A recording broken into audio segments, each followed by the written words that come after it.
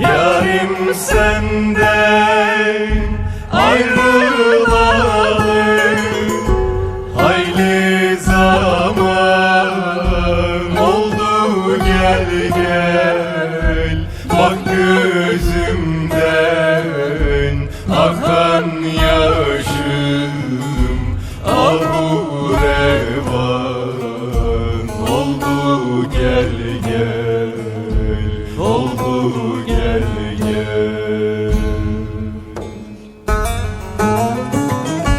Bak gözümden akan yaşım al bu revan oldu, gel gel.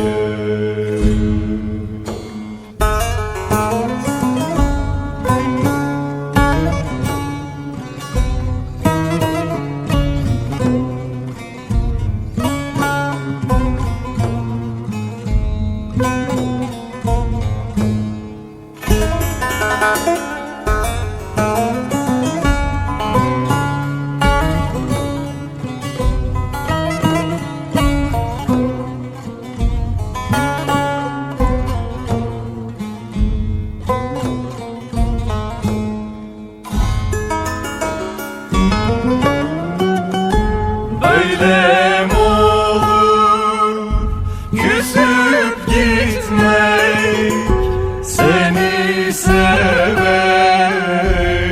terk etmek?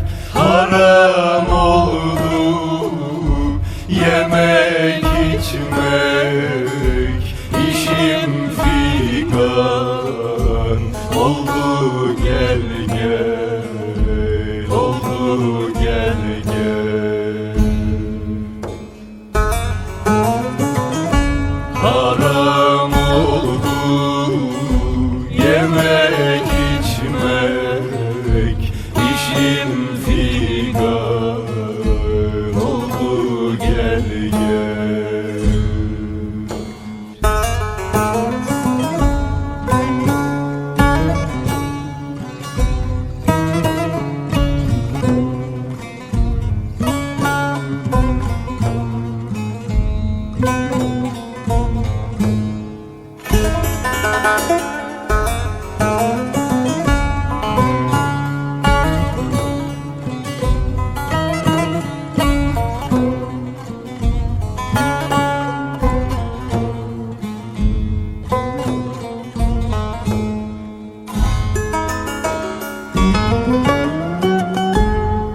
Aşık eller varmaya, varıp da haber sormaya, yetiş namazım kılmaya.